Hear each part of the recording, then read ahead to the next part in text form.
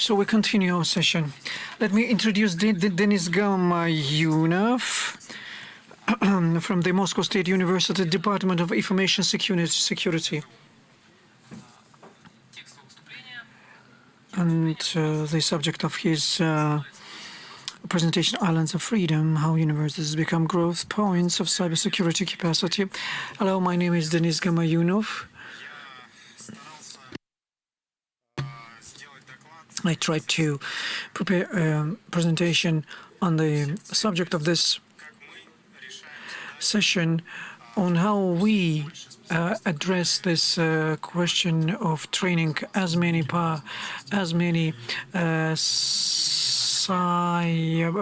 experts in cybersecurity as we can.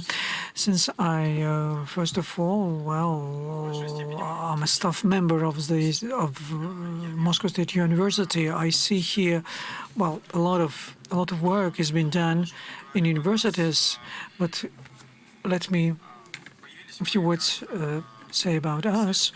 We started as a small research group in Moscow State University within the laboratory of calculations, and this laboratory was not involved with information security. We started doing so in 2002. Just a couple of us. Now we have a whole team, let's call it a hacker team, which has grown from 5,000 within this community of 70 people. And these very people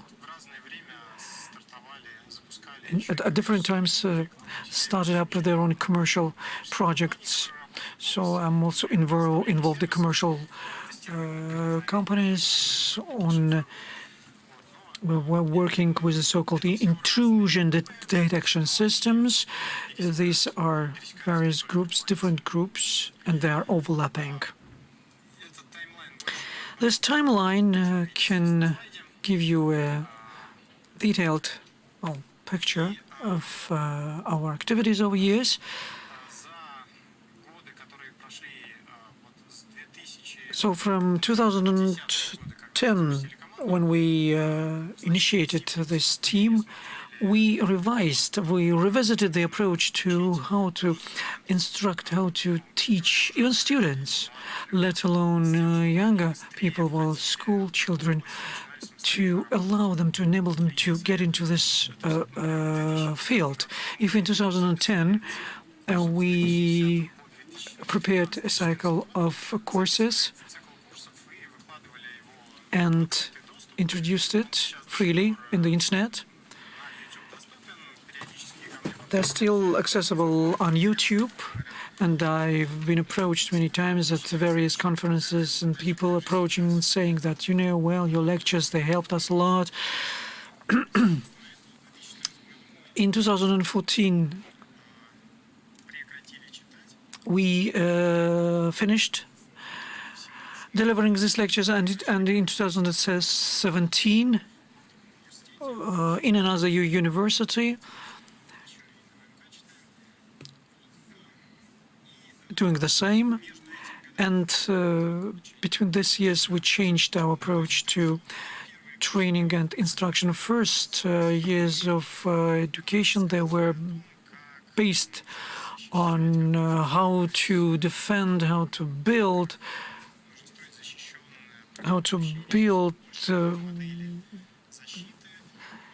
defending systems that are defended, and a little bit about if vulnerabilities exploited. And now we have the same aim to teach people to develop a good PO, but we are now trying to switch more to practicalities. So some figures.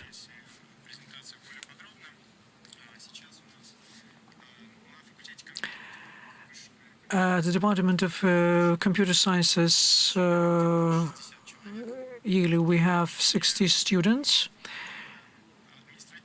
This is some sort of an administrative limit that we introduced because there are a lot of people who are wanting to be enrolled. And each year we have 60 students who then successfully finish their studies. In 2019, during this spring semester, we opened the same course with the same number of students. Now I'd like to switch to another area very interesting to my point of view, and I'd like to look at what is going on there in terms of how companies are developing, or in our case, universities. I'm speaking of automated detection of vulnerabilities. In 2016, cyber grant change was conducted with the aim to create a PO with automated ability to detect vulnerabilities and to generate exploit for them and patch them to close these vulnerabilities. Well, the thing is that the aim of DARPA was to help these teams to start creating artificial intelligence, AI. If we look at the results of 2016 reported, there were three winners. First and this third place, university groups, let's call them. Well, in one case, they were a standalone. There was a standalone action, and in the third one, in collaboration with an enterprise.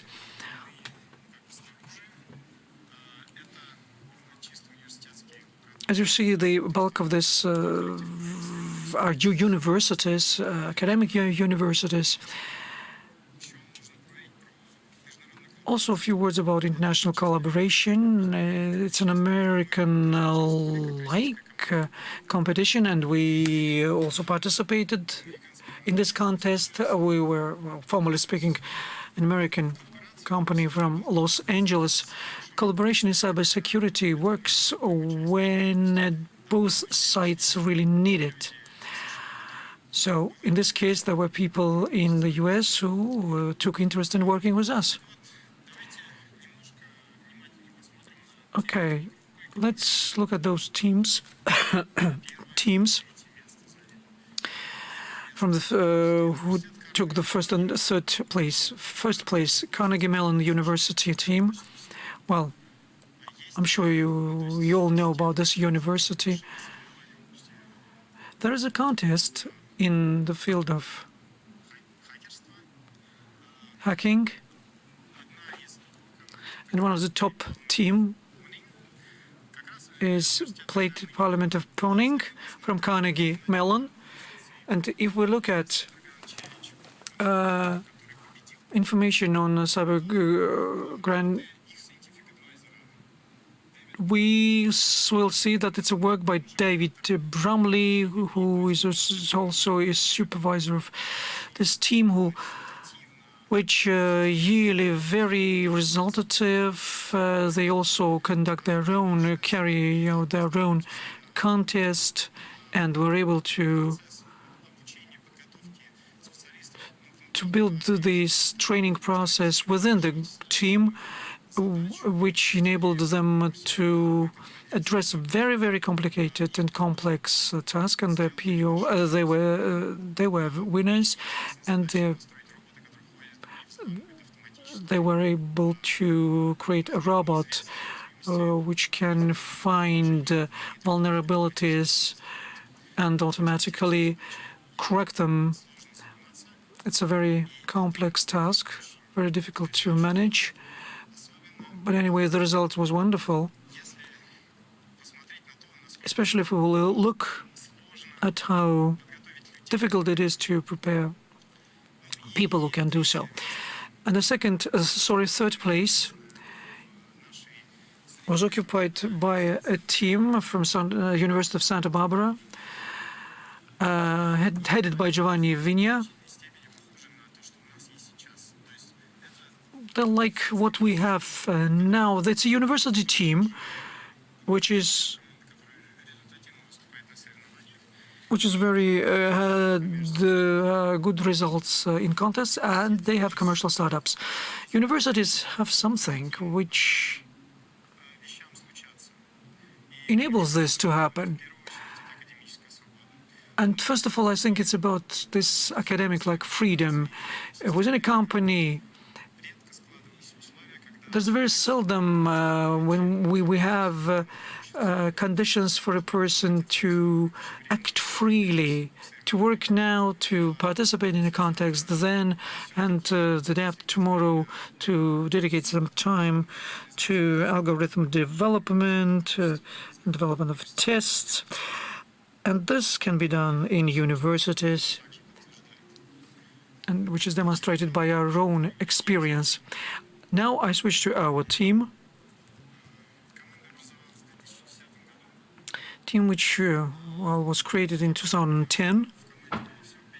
Back then there was only 10 of us. Before 2010,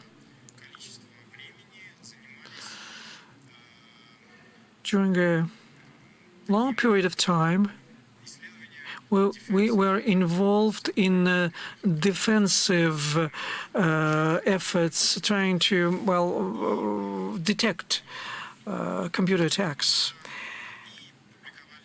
and published articles, did classic research, routine research. Well, thanks to grants and budget money. So at one of the conference, I made friends with foreign colleagues who played in RusCTF-E, and they were really fascinated by this contest.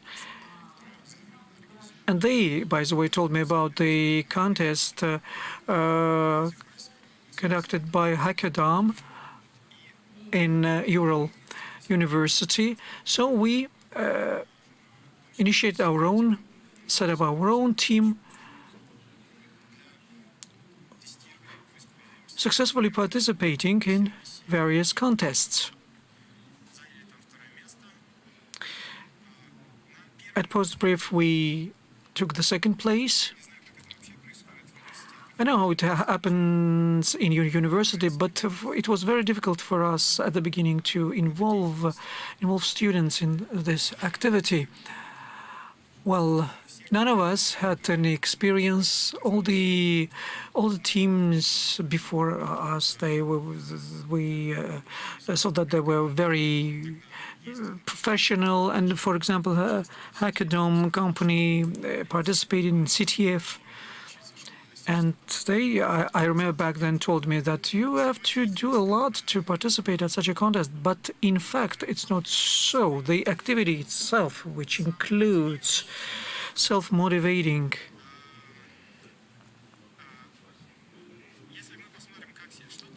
aspects. Let's look at CTF. For each weekend, you can find a contest that you can participate in.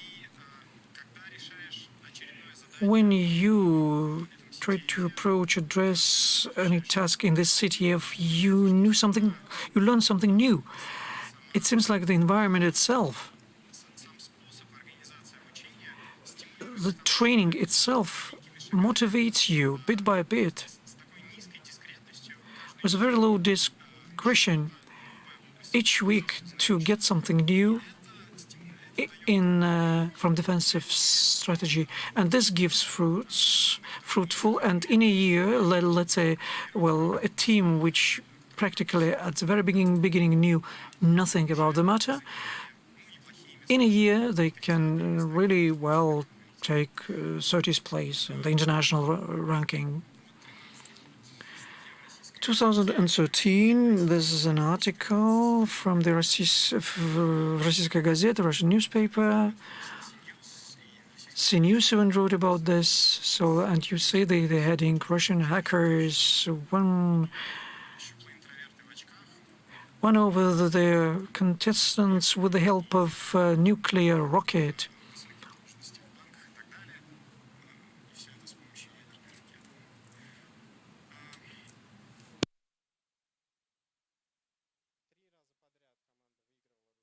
Okay.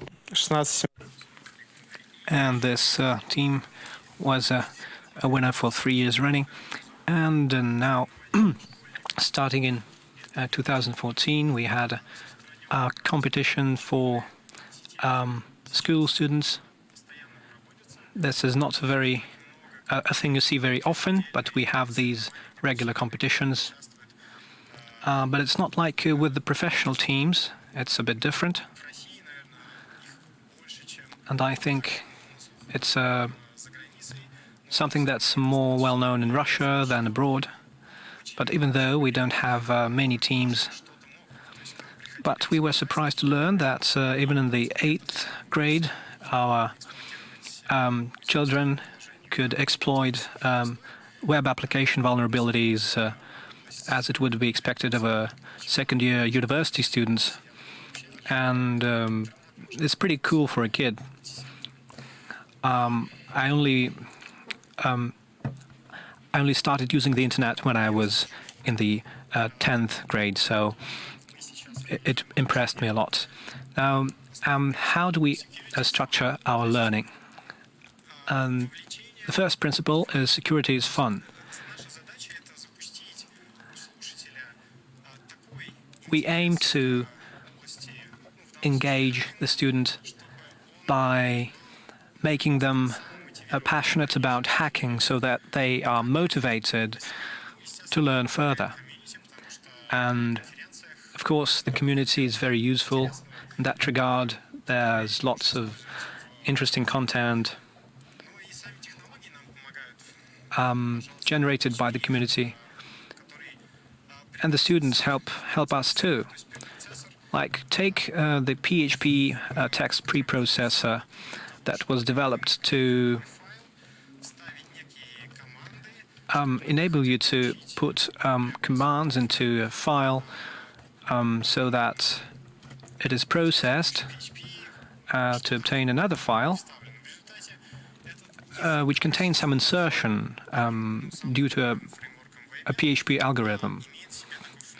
So we see that PHP as a universal language has this fundamental feature. It can take any sort of garbage as input, and if it finds the beginning of a PHP structure, it will try and run it. So we upload this file to a server as a forum avatar, something like that, a user picture, and we put some executable code inside the file that we upload, and it's executed on the server. Kids love to see tricks like this. And how is this structured? When we got the idea to make this course, and the computer science departments at the HAC University started taking interest in us, we decided that we would have a series of offensive tasks, and we would make a progression from simpler subjects to more complex ones. We would make a reverse engineering of mobile applications, patching and execution of modified versions, and doing something that's not really complicated. Then we have web security, binary exploits, and some crypto attacks, primitive RSA, low-level attacks, and things like that. And in every task, we have bonus segments which you need to find. So they're not announced, and it's something you need to find yourself. So After one student finds this, they start spreading the rumor. But at the High School of Economics, they don't have this culture actually, so they keep it to themselves. But still, it's a fun thing to hear that people start passing this rumor around. But in the end, you see that 13% of students perform extremely well. That's about 8 out of 60. And that's about the same structure we apply elsewhere. And we could compare the results of our courses and benchmark them. And the thing I'd like to note is that, based on my experience as a teacher, I can say that the courses themselves, even if they're well structured, provide a rather small conversion of people in terms of choosing a career in cybersecurity. So out of the 60 people who came to study machine learning, maybe they don't really need cybersecurity that much.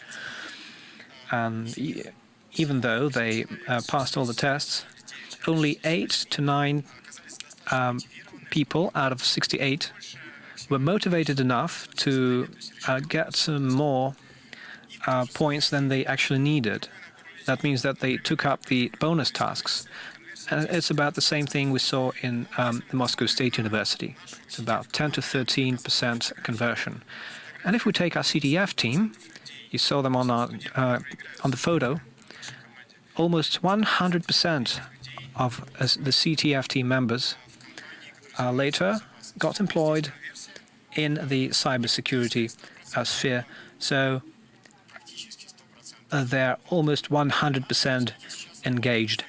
And our graduates now work in a Sberbank and other companies that are listed here, and in Bizon. And sometimes you even forget all the places your former students work at, because there are so many. And this year we have another project doing the same kind of course for school students. We will enroll high school students and provide them with courses where they would split into teams and compete as part of an MSU-sponsored project. And I suppose this is all possible thanks to the academic freedom that's available at universities, so that students can choose whether to study or work, and or maybe play, if we take CDFs. So if you have all these components, then it's quite possible, it's quite feasible to create an ecosystem that provides a person with a freedom of choice, a freedom to pick their own pathways, to pick their own trajectories inside of the field of cybersecurity, so that they don't go off to machine learning or molecular genetics or elsewhere.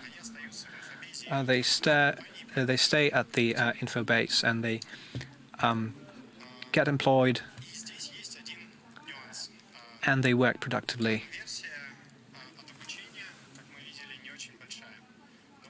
And the conversion of these courses is not high, as we saw, but practical exercises such as internships give a very high level of conversions, so that internships and CTF games drive the conversion ratio to almost 100%. And when companies come to university with suggestions to make targeted master's programs, they almost often overlook this aspect. So no one includes practical projects in their master's programs. They don't have the budgets for making projects in the study areas so that students can do them while at the university. And it's a gap. It is a serious gap that prevents us from making the conversion 100% like we see at university teams. So that's it, I guess. If you have any questions, I'd be happy to answer. Your questions, please. I have two questions. First, you spoke of academic freedom, but it's a matter of definition. Because our Russian education system put some restrictions in terms of standards and course content, some regulatory requirements. So how do you deal with it? This is my first question. And the second thing is that the interest in hacking cannot be fully healthy, so to speak. So what do we do to prevent your students from turning to the dark side, so to speak? And because you know that it's students can find themselves in activities other than making security systems for banks. What do you think about this? I think that the opportunity to do the thing you love in a legal way is the thing that keeps them from going to the dark side.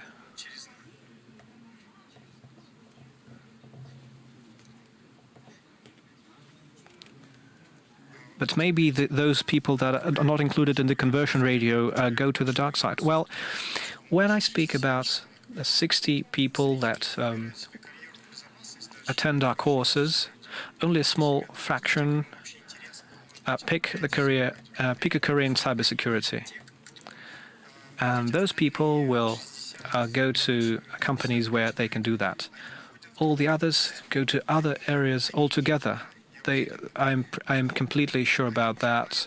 You can see that at this early stage. We don't have target statistics for that, but people who are motivated enough to pass this course, they will not be motivated enough to make some malware that will provide them with mining revenue, things like that. But we know that there's a statistic that there's a percent of delinquency within the population. Yes, and we're giving legal opportunities to these 10%. That's the 10%. That's the best 10% of our conversion. And maybe there's 10% within that 10%. Yeah, it's a fractal kind of 10%. Yeah, it's a very sensitive issue, I know. And what about academic freedom? Well, even if you stay within your field of study, within the subject, you can take any sort of practical exercise that you want. The standards enumerate a number of subjects, but you can pick any sort of exercise for the students, provided that they cover these subjects. And we often provide learning as special courses. Well, you said that they have the freedom to pick the time for doing this or that, but the regulations impose a strict timetable of courses and classes. Well, yes, I'm not speaking about students abandoning their studies at the university. I mean, using the time that is allocated to the fullest extent possible. They can productively use that time. Yes, but we have some restrictive curriculum standards. Yes, but taken more broadly, both students and at the undergraduate and graduate level can find opportunities to find new sources of revenue, can find jobs and find project opportunities in this field while they're at the university. They wouldn't be able to do that when they're employed at a company full-time. But what do you mean by academic then? Well, academic means that they're studying, and we also have a scientific laboratory, and they can make a scientific career by making graduate projects. Well, yes, I suppose that was not really precise in terms of definition then. Or maybe. I think we have time for another question. I think we have one question.